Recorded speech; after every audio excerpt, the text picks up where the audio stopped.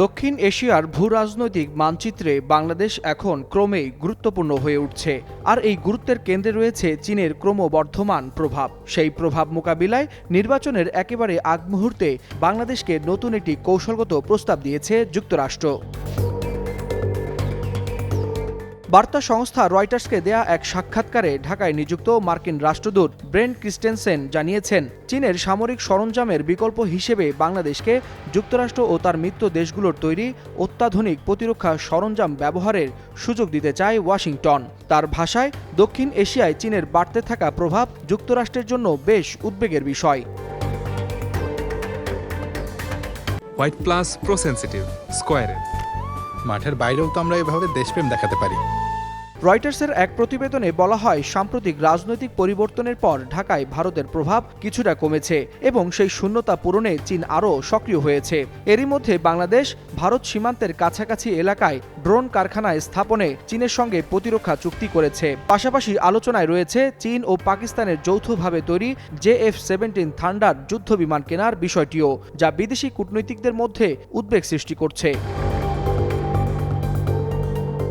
রাষ্ট্রদূত ক্রিস্টেনসেন বলেন, চীনের সঙ্গে নির্দিষ্ট ধরনের সামরিক ও কৌশলগত সম্পৃক্ততার ঝুঁকি সম্পর্কে বাংলাদেশকে স্পষ্টভাবে অবহিত করতে যুক্তরাষ্ট্র ঘনিষ্ঠভাবে কাজ করতে চায়। একই সঙ্গে তিনি জানান, বাংলাদেশের সামরিক সক্ষমতা বৃদ্ধিতে যুক্তরাষ্ট্র ও তার মিত্রদের কাছে বাস্তবসম্মত বিকল্প রয়েছে। তবে কৌশলগত প্রস্তাবের পাশাপাশি অর্থনৈতিক কূটনীতিকেও গুরুত্ব দিচ্ছে ওয়াশিংটন।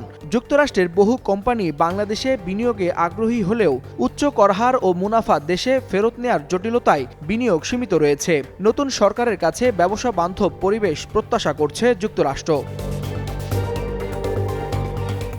রোহিঙ্গা সংকটেও যুক্তরাষ্ট্রের ভূমিকা চোখে পড়ার মতো। বাংলাদেশে আশ্রয় নেয়া প্রায় 12 লাখ রোহিঙ্গার জন্য যুক্তরাষ্ট্রই সবচেয়ে বড় দাতা।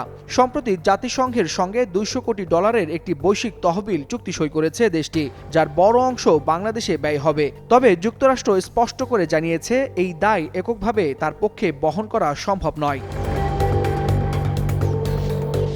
সব মিলিয়ে নির্বাচনের আগ মুহূর্তে ওয়াশিংটনের বার্তা স্পষ্ট। বাংলাদেশের ভবিষ্যৎ সরকার যেই হোক না কেন, ভূরাজনীতি, নিরাপত্তা ও অর্থনীতিতে দেশটিকে পাশে রাখতেই সক্রিয় যুক্তরাষ্ট্র। ওয়ালিউল হাসানাত, যুগান্তর নিউজ।